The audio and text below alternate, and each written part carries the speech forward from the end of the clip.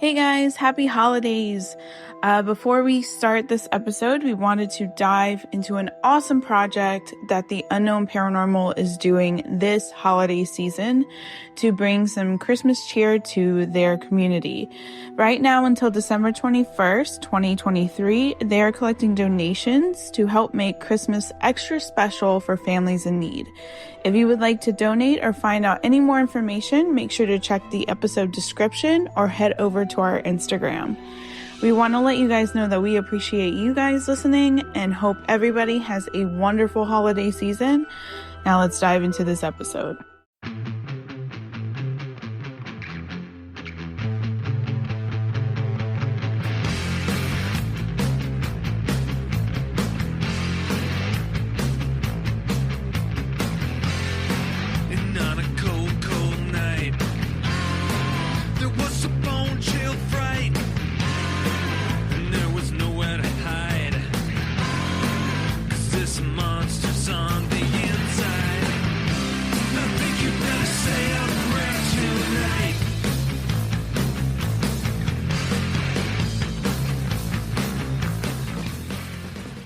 Welcome to the podcast. We talk about all the things that are hidden in the shadows. This is Isaac. And this is Megan.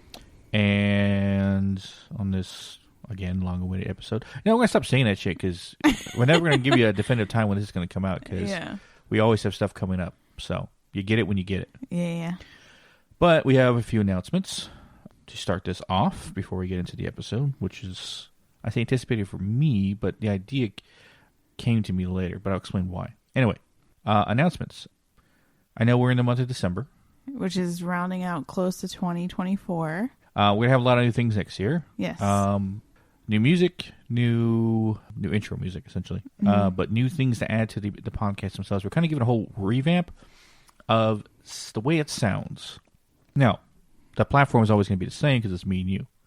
But we thought about, I don't know, giving more of an entertainment factor to everything.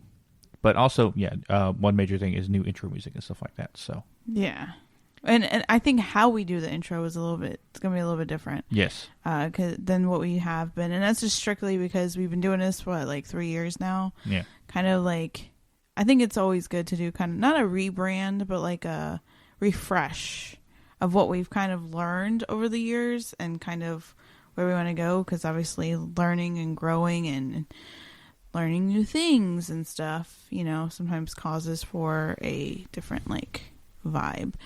And I think we're definitely at a different point now than we were when we first started. So it would make sense. Also, we are doing something brand spanking, I guess, new, different in 2024. So we haven't actually gotten the official advertisements for it yet, so we haven't posted on our social media, but we thought this would be a good spot to announce it, to say it. But we are pairing with a local restaurant to do a live podcast episode and a meet and greet, place called Pizza Bones. And it's basically, they have an arcade, they have live music sometimes, live events, and then they have awesome food, and it's pizza and stuff like that. And in February, I believe they gave us the date, but it's not 100. I don't know if it's 100% set in stone, but in February of 2024, we will be doing a live podcast from their stage. Yeah, so it'll be 2 different episodes, and then a meet and greet and a Q&A and stuff like that. So a lot of stuff, and merch will be there too. So if you're not doing anything in February, and you're local to us, well, if you want to make the trip, I would say so. But if you want to head our way, North Carolina, there's a chance for you, whoever's a good listener, to meet us in person and ask us whatever question you want, because there's going to be a whole hour dedicated to that. Yeah. Anything on ideas that you have for anything surrounding the paranormal or supernatural. But yeah, we were invited to do it because the owner of Pizza Bones is a big fan. So he asked us, and we were like, yeah, we never thought about doing it that, but yeah. So this is our first time experience with it. So, and we've done a live podcast from haunted locations before, but no one knew we were there. But this is the first time you actually know exactly where we are and can be part of it, because it's going to be a little, we call it unconventional. style podcast of ours. Yeah. Because we are going to involve the crowd. I mean, you can't really hear them, so if there is a crowd, it might be just people we know. Every now and just... Yeah.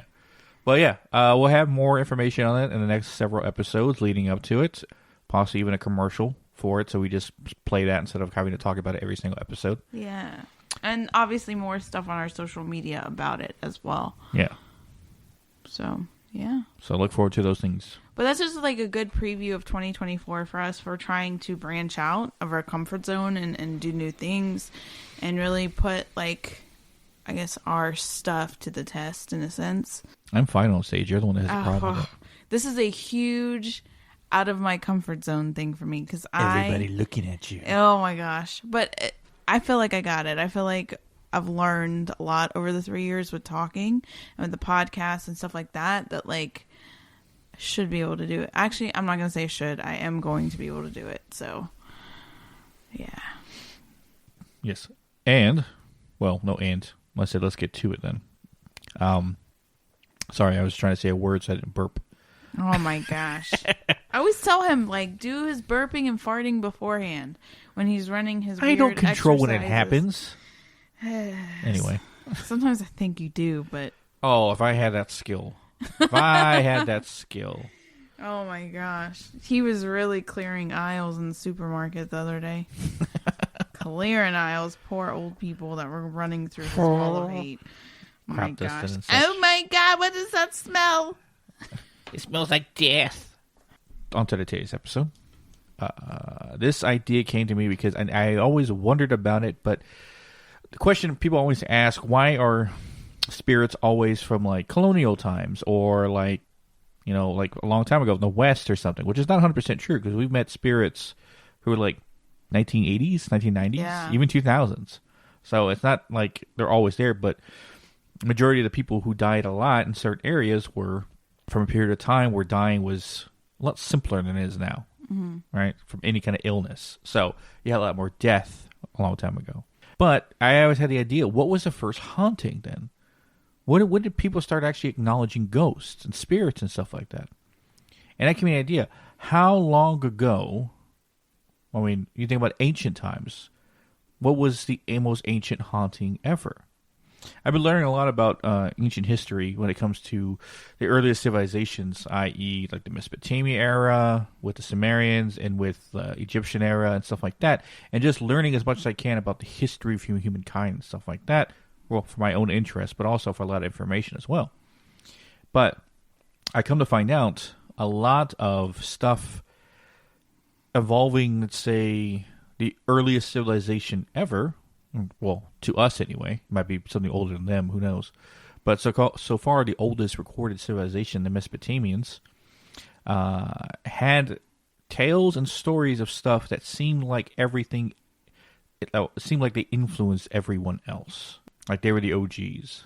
And everything else that came after was influenced by that. Well, speaking of which, he is normally the one that, like he said, dives into this kind of stuff. I just don't. I don't know why. I just normally just don't. And I found this website. It's called ancientorigins.net. And I was telling him he's got to check it out because it's almost like those sites where, like, anybody can contribute an article, except instead of anybody can contribute an article, it's strictly people that have historian backgrounds, archaeology backgrounds. Like, you have to have a specific background to be able to write articles for this website. And there are people that dive into the paranormal side of things, and they only talk about, like, ancient civilizations, like the ancient Greeks, ancient Egyptians, Mesopotamia, like all of the ancient civilizations. And I went down some sort of crazy rabbit hole, especially with the Mesopotamia civilization, on the paranormal and different locations that have been haunted for a long time. Yes. So I tried to find what was the first earliest time of paranormal investigating of any kind. Yeah. And we have to go back about 2,000 years before that. 4,000 years. Because you want to do the math. 2,000 years ago was 0, right? And 2,000 years before that was 2000 BC. So technically 4,000 years ago. No one ever accounts that. They say 2,000 years ago, like, 0, right? No, 2,000 years before that. So technically 4,000 years. The time of ancient Greece. A man named Athenodorus Canaanites. Yeah. It makes you wonder if he was a descendant of Canaanites. Now it's your turn to... It's a freaking Greek name. Anyway. He was a Stoic philosopher and teacher of Caesar Augustus, whose ghostly tale was recorded for, not prosperity, but I guess for lessons, in a Roman letter written by a guy named Pliny the Younger. His name, Pliny the Younger. Wow. Anyway. Pliny, Pliny, like pony with an I. Plony. I'm looking at you. Give me a weird smirk. Yeah. States that there was a large house in Athens. I guess this is where he gets his name. With an unsavory, unhealthy reputation. So I guess a lot of bad things happen there. The sound of what appeared to be weapons clashing, chains clanking. You know, the old tale of, ooh, excuse me. Oh my god. That burp escaped my words as I was speaking. Oh my gosh. Luckily it was from the attic and not the basement. Anyway. One episode without a burp or a fart would be nice. It's not going to happen.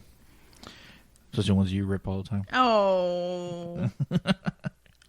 Anyway, chains clanking, and it could be heard all night, emanating within the house.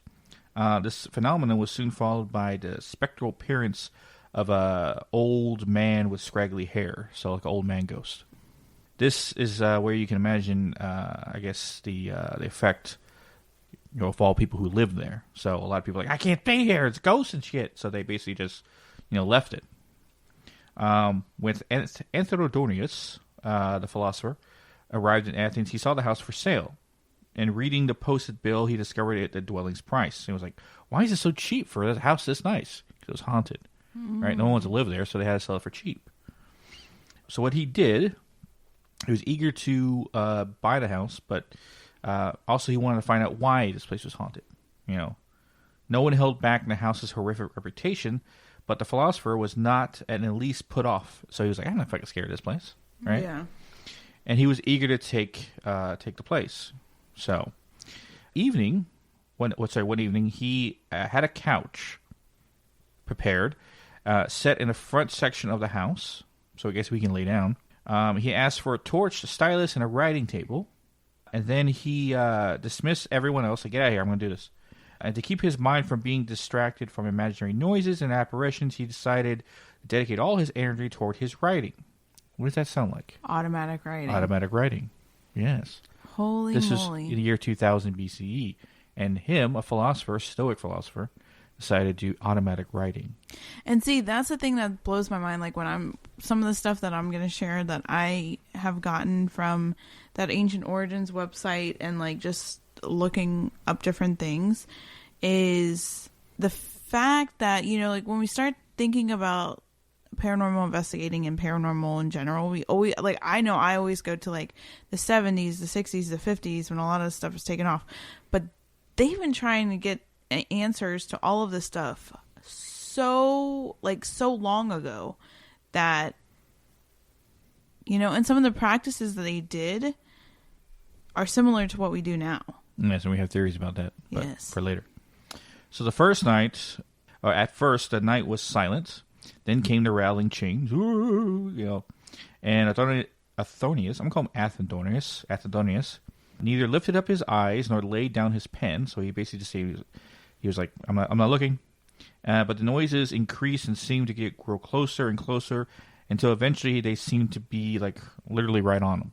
So Athonius looked up and saw the apparition exactly as people described it. An old man with chains and stuff, stood before him, beckoning with a finger, like, come here, come here. Showing what seems like a remarkable amount of stoicism. Athonius made a sign with his hand that the specter should wait a little, and then bent over his work once more. The ghost, however, had no ideas and shook his chains like, hey, pay attention to me. And the philosopher's head and beckoned him as before. So, anyway, Thonius now looked up from his torch and followed the spectral man, see what the hell he wants. The ghost moved slowly as if it held by the chain. So like he was weighing, he was dragging himself with the heaviness of the chains. Once it reached an open area in the house, the courtyard, the backyard, I guess, the ghost disappeared. Anthonius grabbed a handful of grass and leaves and placed it on the spot where the ghost had vanished.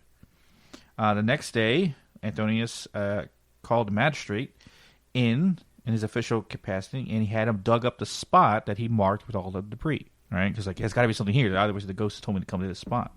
Mm-hmm. They found the bones that were all that remained of the long buried, which had been bound and chained body. Carefully, they collected the skeletal relics and gave them a proper burial. The tortured soul was now at rest, and the house in Athens is now peaceful once more.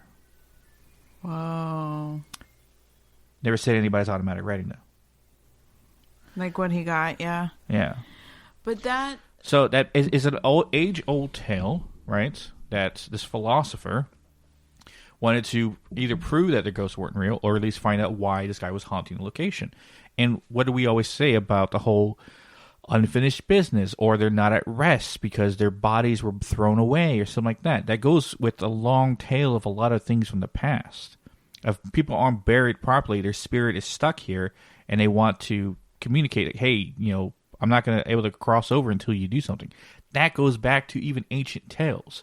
For example, with the Odyssey, something I actually listened to recently, one of the men who died by getting drunk and fell off a cliff was haunting Odysseus, basically saying, I can't move over until you bury my body properly. And even, I forget the other ancient tales I was listening to. So I wonder if that kind of goes too with people that are murdered. Well, that's essentially, it's a violent act that their energy gets stuck behind. Sometimes when people are murdered in such a violent way or die so instantly that they don't know they're dead. And people who are murdered are obviously angry at the fact that they died or upset, so they're still behind. And then, too, if, for instance, if somebody is murdered, they're not buried properly. They're buried, but they're not buried properly. They're buried so that somebody can't find them versus intentionally. Because a lot of I know from me, like, researching, I was able to find is that a lot of these ancient civilizations, like, they really prided themselves on helping the afterlife cross over. Like, I didn't realize that, and it made me open my eyes a lot to, like, past civilizations and stuff like that, because spiritualism back then was so, I guess, like, pre-Christianity, kind of. It was so, like, a normal everyday thing for everybody. Like, it like, appeasing spirits and helping them cross over to the other side, that was something that they regularly did. They gave offerings to loved ones that, passed over and stuff like that. So it's so interesting. Something else I found out with ancient stuff, and this is not maybe a haunted thing, but it's more of an interesting thing of time. Oh, by the way, that story that I just read for you guys, I got it from a website called Soul-esque. So I thought I'd shout them out. But supposedly, there was a 3,500-year-old Babylonian tablet that may contain the earliest known depiction of a ghost. This is what I really wanted to talk about more than anything. A tablet that was made in ancient Babylon about 1500 BC, or possibly even earlier. Now, this is either depicted before ancient Egypt, around the time of the Babylonians, or right after Mesopotamia. But it's the earliest description known of a ghost out there. The clay tablet is a guide also to exorcisms. This is where I completely was blown away when I started researching about this. Yeah, because when I found out about that, I was like, whoa. So there was a tablet used at the end of the Mesopotamian era, the beginning of the Babylon era, right? That had depictions of how to perform exorcisms of spirits. Long before the name Christ was even muttered into existence. Before the Judaistic faith was even around and stuff like that. This idea of exorcism existed a long time ago. So, that got me thinking.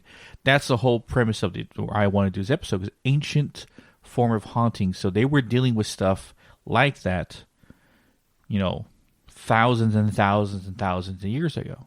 Yeah. Well, one thing that blew my mind too was going back to this like exorcism stuff. In Mesopotamia, they had temple schools, right? And they have said that they believe that this was like our basic forms of like medical schools for people that wanted to learn about like medicine and stuff that they were able to excel in, basically. But there was schools that taught exorcisms. And the temple priest, right, produced textbooks to train up and coming, essentially, exorcists. So there was an article that I read on the ancient origins that kind of goes into this, and I'm just going to kind of like summarize it a little bit. But they basically said in the temple schools in Mesopotamia, students learned exorcism rituals, how to mix healing atonements, perform astrology, and how to cure demonic possession. They even train their students. So in these temple schools, they train their students on law, ethics, medical billing, and accounting type situations, which is, I thought that was so crazy that was even around back then. Obviously not like how we would medical billing in today's society, but like how medicine and stuff like that. But they would put exorcism in the same kind of realm as like the medical schools, which I thought was crazy. But back then in a lot of those civilizations, they thought spiritual health was the same as regular health. Like you can get sick and have illnesses from being demonically possessed. So thanks to the record keeping of the Sumerians, archaeologists were able to study their early medical knowledge and religious beliefs. Scholars have found that the Sumerians believed certain spirits caused specific diseases and that spirit entities could enter the body through the patient's head. It was important for the priest, like in their civilization, to know the name of the entity so that he could prescribe the right treatment. It was thought that the names of the demons were the names of the diseases. For instance, one tablet refers to the practice of rubbing someone's head with butter and milk so they can be cleansed of the head disease of heaven. Possessions in Mesopotamia were not limited to diseases of the head. Symptoms of demonic possession could be felt throughout the entire body. According to another tablet, symptoms of demonic possession can begin in the muscles of the body. The possessed patient could have fever and chills, as well as intestinal problems, pain in the abdomen that radiates to the back, as well as chest pain. In this case, the demon did not attack the head. However, the treatment called for purifying the patient with water, then wrapping his head with a bandage and juniper leaves. He must leave the bandage on for one full day and discard it, and then this method supposedly drew the demon out of the patient's skull. Yeah. Which I've always said, when you start studying not just demonology, but demons from all forms of all cultures around the world, the creature, the demon, has existed in all faiths and all cultures around the entire planet. Mm-hmm. Not just entirely isolated just to the Christian faith. So that leads you to believe that ancient civilizations were dealing with them long before the from priests of the Christian faith were around. Yeah. And the fact that there's similarities there that I find very interesting because, you know, I know with me, I thought like the Catholic Church, that they were the ones that kind of like founded all this stuff in terms of exorcisms and stuff like that. But no, it goes way back. Yeah. Way back. And from reading what I read, it almost sounds like somewhere along the way, and it could just, I don't know, maybe the fact that different religions over time are being forced almost. It almost seems like they were a little bit more spiritually knowledgeable in terms of like how to handle dark stuff than maybe we are today. I don't know how to explain it that way where it doesn't sound weird. But like, no, you were talking about me before we recorded. You're basically asking me like, why do we see more backwards when it comes to the supernatural and the spiritual side of everything versus how ancient civilizations back then seemed to be more in tune with everything and took it seriously. And the simple answer is because the evolution of science and technology took over that rational thinking of mind. And those who weren't taking science and technology seriously were considered irrational. So if you were believing anything about the supernatural could be real, or using this or using that to conjure out spirits and stuff like that science and technology couldn't prove, it didn't exist. If it didn't exist, you were crazy.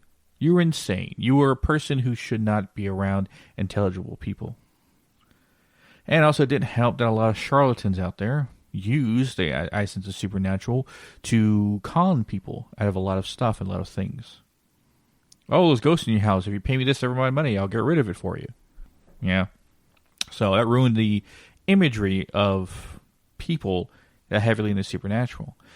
I always theorize that the spiritual realm is a form, well, access to it in the way that the ancients had it is a form of advanced technology that has been lost or forgotten or basically discarded. Because if we think the ancient civilizations were technology, was it not handicapped, but they didn't have it all together the same way we do now, it's the complete opposite. They had it far more than us.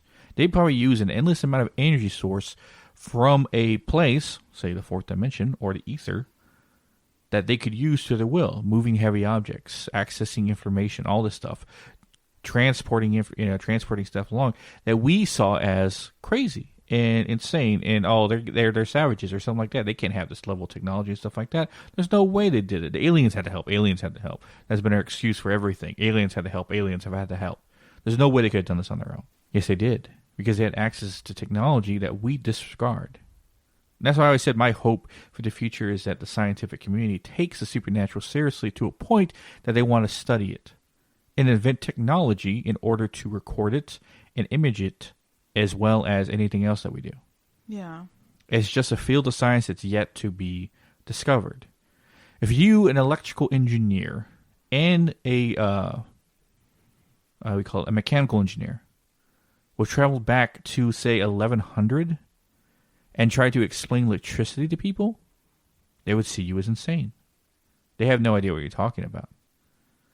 It's the same way the supernatural is now. Now, there's people out there, psychics and people like us, who have an access to the the ether, right? More so than anyone else. It's almost like a natural form of connection to it.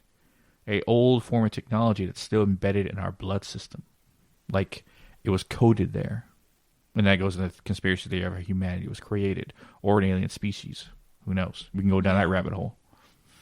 But I always wanted to know the paranormal investigation world wasn't, created on a whim, but wasn't created within the time of America, within, like, say, the last 300 years. There's no way. And people think, well, all the spirits that are the ghosts now obviously died a long time ago. Well, who died before them?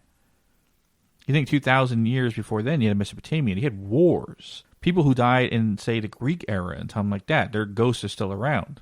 I don't know if they're still around. I haven't been to those areas. But you think the oldest people on this continent, right, in America, just this country alone, 300-400 years max. Granted, you have Native American spirits and people who passed away spread across the entire country. But the concentration majority of the death that happened here is in the South, in the East, and the West. Of all, especially where we live, right? All the Civil War and the Revolutionary War all happened in this state. Yeah. So there's a lot of dead bodies here. A lot of people died in just our state alone. Because we're the original 13 colonies. And then if you go to the South, consistent killings of slaves, of Native Americans and stuff like that, there is a lot of death in concentrated areas of the country. And of course, it's scattered throughout the United States. But the concentration of it has been here. Mm-hmm. And you go to countries that are older, right? That have long history of war, of death, of all this stuff happening. Take England, for example, with the ancient Ram Inn, right? Long line of stuff that's happened at that home particularly and on that property, hence why it gets its name. But did you find what the oldest American paranormal investigation was? Yes. Yeah, so apparently the first documented paranormal investigation in America was believed to have taken place in 1848 in Hinesville, New York. The investigation was centered around the alleged haunting of the Fox family, particularly the two young daughters, Margarita and Kate Fox. The family claimed to have experienced strange phenomena, including mysterious knocking sounds and communication with the spirit through a series of raps. The investigation was led by a group of prominent individuals, including a local doctor, a lawyer. They conducted various experiments and observations to determine the source of the phenomena. They eventually concluded that the girls were indeed communicating with the spirit, in which they referred to as Mr. Splitfoot or the Peddler, which is kind of like a creepy name to give it.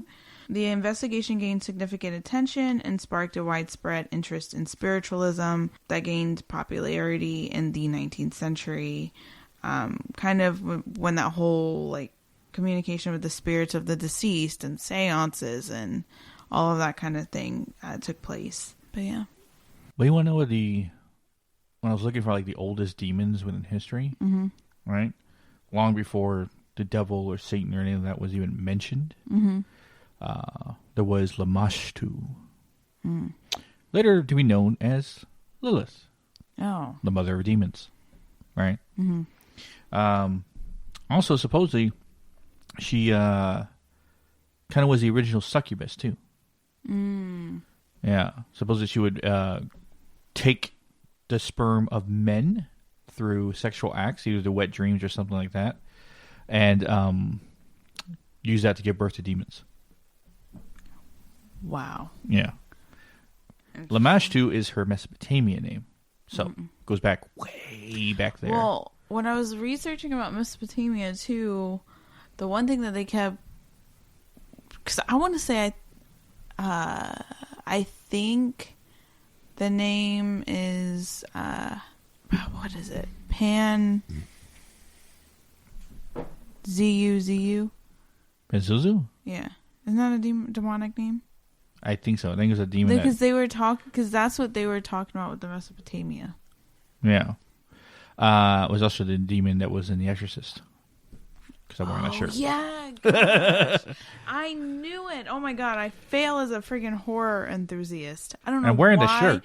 I knew it from somewhere, but I was like, because I was confusing that one with the one that comes through with the Ouija board, which I don't know why I'm not scared to say the names, but I just don't. I don't know if people get freaked out. All the shit we've done. I know, but I just don't know if somebody listening is like, I don't want to hear the name. Well, we don't have to worry about nothing. So not with us anyway. Yeah. So but yeah, I thought that was interesting because I was like, dang. And there was a lot of ones. I think we might even talk about, because we were talking about doing an episode on different entities and then also on demonic entities as well. And because there's a lot of them that like I've never even heard of that were talked about in different ancient civilizations. So yeah, we get to talk about the ones that names have changed over time. Like originally back then, but then their names changed till what they are now, right? How different societies and different civilizations took root with them or decided to adopt them into their horror stories. Yeah, I think... Oh, I didn't even talk about the cave. Okay, so there's a cave. So I also wanted to find some...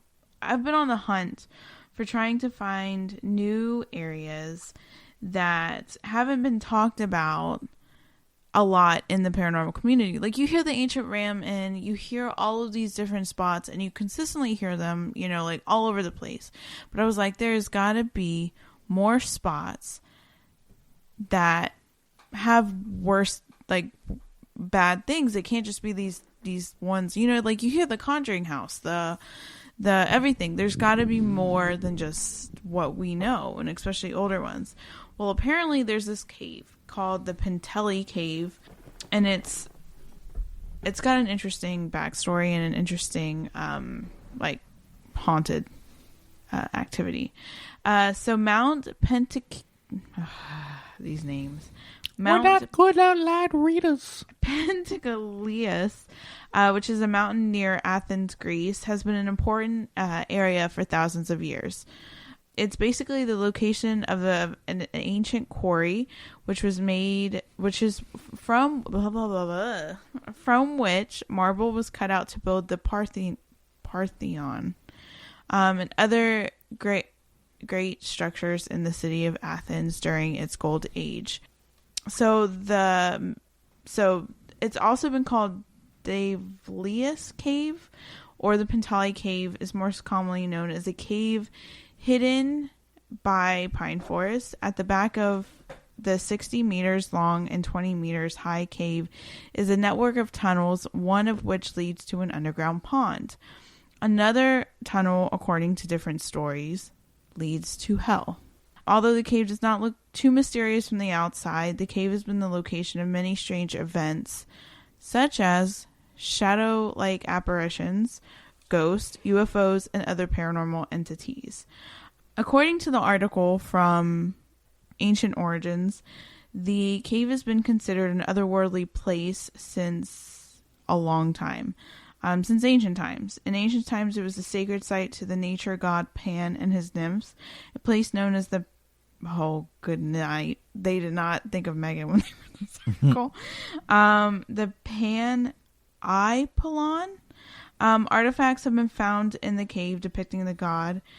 Different things have been cut into the walls, and there is an alcove with a pool of water for some unknown purpose. After the arrival of Christianity, it was a place of spiritual... Even then, it was a place of spiritual significance, and was used as a hideout for Christians, and solitary for monks, a solitary area for monks. According to some accounts, the church at the entrance to the cave was built in the 11th century.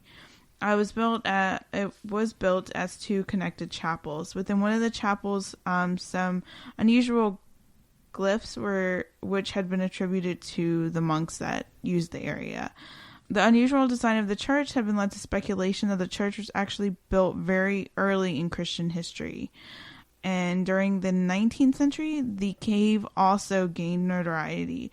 It used to be a base by Davalis, who was an infamous outlaw who was known for stealing from the wealthy. It is claimed that he had an affair with a French noblewoman who happened to live nearby during that time, and that's why it started changing the name to the Davalis Cave. Always been a strange sight of creepy phenomena. People would hear mysterious voices coming from the far corridors of the cave. Some people would also hear music that didn't appear to have a source. And the fact that it was an isolated mountain slope and there was like an ominous pine forest also kind of gave some creepy vibes to it. However, in the 1960s and 70s, paranormal investigators gained an interest in the cave and began looking into it. By the mid-20th century, UFO sightings had also been added to the strange stories associated from the cave. One of the main investigators was a name named George Bolanos. The investigation continued for years without progress. These investigations were hindered by malfunctions in technological devices such as cameras and flashlights, as well as particular behavior imprinted onto the investigators. So like they would start to investigate, their equipment would start going crazy, even the flashlights, and then obviously the behavior of the different investigators started to change. But apparently in 1977, a group of workers and technicians claiming to be from an unknown organization put up barbed wire around the cave and began to work on the cave with dynamite and bulldozers. When people tried to go into the cave, they would be turned away by guards posted by the organizations. It was just government involvement. So we have that over here. Obviously, there's certain sites that, like government supposedly got involved in, and we can't go and we can't see what's in there. Well, that's a place that's similar in Greece. But the crazy thing is the fact that it goes back so long. One story in particular that they tell in this article is a couple going on a hike discovered a car perched on a ledge near the cave in a location which seemed impossible for a car to reach. They came back several times over the next several days, and the car was still there. Finally, they went up to the car and found that oddly the car did not have any marks of damage expected of a car driven to the position where it was. When the wife looked into some bushes around the car, she started to scream hysterically. When the husband calmed her down, she said that she had seen a white, oval-faced shaped creature that was about 24 inches long with 2 enormous glowing eyes. The husband did not see the creature, but he did see the brushes rustle as if the animal had just moved through them. Days later, the husband also saw something that appeared to be a spinning black sphere outside his car window, which caused him to start screaming and shaking until his wife was able to calm him down. There's some weirdness going on at the cave. But yeah, so that cave, if we ever go to Greece, would be interesting too. A lot of places in old-timey days that I want to go to see how we favor against them, or at least what we can sense and feel. Yeah. And it's crazy because like they're talking about 11th century, right? And you're still getting stuff now, even to this day. So the fact that it's that long of a period that there's like paranormal stories and stuff, it's mind-blowing because that's a lot of freaking years. You know? And you don't think about how long that distance is. You think about 100 years ago. Right? 100 years ago from today, 1923. No cell phones. Barely electricity. Well, not barely electricity. They had electricity, but it wasn't like everyone had it. Even poor people who barely have a pot to piss in have electricity. 1923, upper class. And the rich. Majority had electricity. Sometimes if you were renting an apartment somewhere, they gave you electricity. But other than that, people in the rural area, no electricity. That was 100 years ago. 100. 200 years ago. 1823. That's 23 years after actually not more than that, about 40 years after the Revolutionary War. This took place 4,000 years ago. Yeah. And there was spirits, the hauntings, the energy is still there. So, in 4,000 years from now, your ghost, right, could still be here. That's scary, Isaac. I was saying ours, yeah. Right? Most likely we just come back around again like we have been doing. Oh my gosh. But it's the idea of ancient hauntings and how they still exist now. And there's some theory about the waiting time for spirits. Like if you're here too long, you basically get automatically moved if you don't finish up what you're trying to do. Like your unfinished business doesn't get finished. You have you're a timetable. Like, hey, you got 1,000 years. Get it, figure it out. All right. If not too bad. I don't know if that's the truth or not.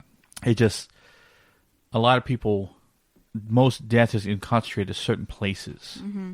And I think an important thing that I always talk about in other episodes is that, you know, like for instance, us with the park, right? It's a park, right? It's been a park since the 1980s. But just because it's a park now doesn't mean that land wasn't something else or didn't have an event that happened hundreds of years ago. And I think that's why it's important if you're getting a feeling or a pull to go to a spot, there might be something there, even though it seems like it wouldn't be, you know? And I think doing this episode is also important because it covers that. Because, you know, somebody walking past the cave, right, could say, oh, it's just a cave and a random forest, right? But doesn't know the significance of, like, the ghost stories that were told all the way back to even the 11th century. You know? So I think as investigators, you know, you might say, oh, well, you know, it's like a strip mall or it's an empty parking lot now, but it may have not been hundreds of years ago. Yeah. You know? So to keep that in mind, and if something was stuck from there 100 years ago, it would still be stuck there now. So I think that's an important thing to look at when, you know, you're looking at locations to investigate as well. Well, and that wraps us up here today. Yeah. What did we talk about next time? So next time is the Cheshire Demon. Yeah. So this is, I don't think it's actually a report. Is it in a book or like anything written down that there's this thing exists? I don't know. And that's what we're going to find out, probably.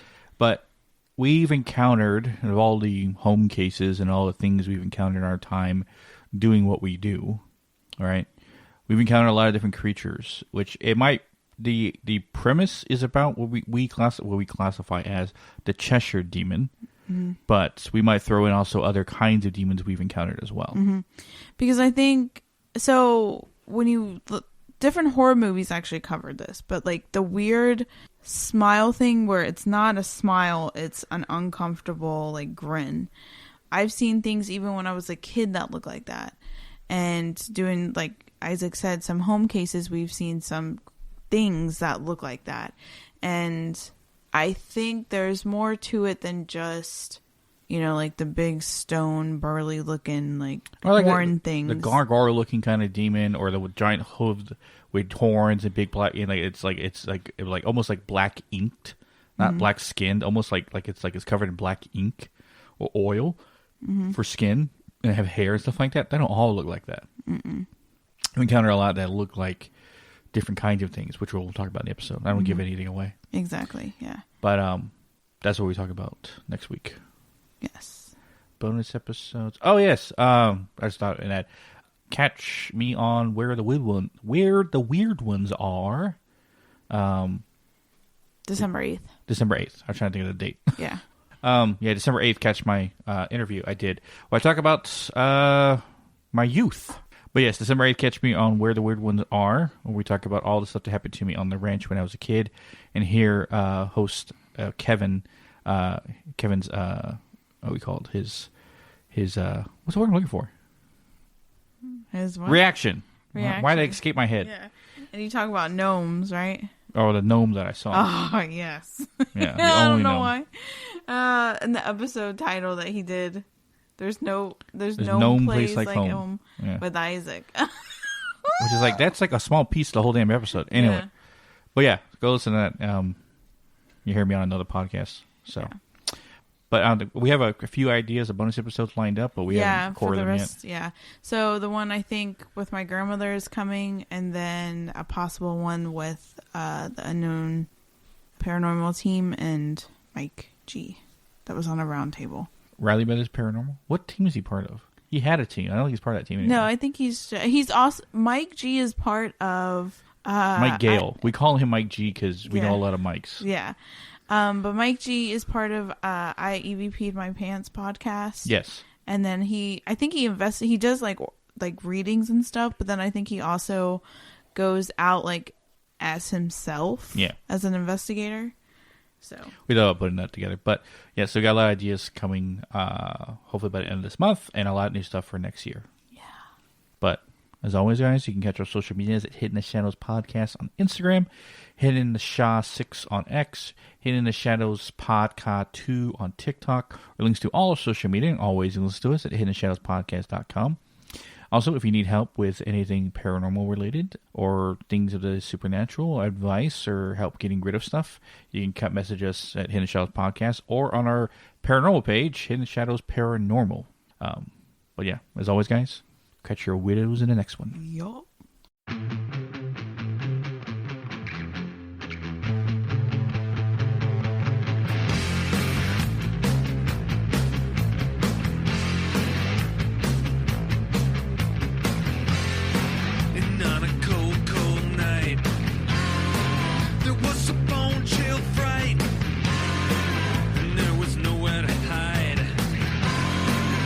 This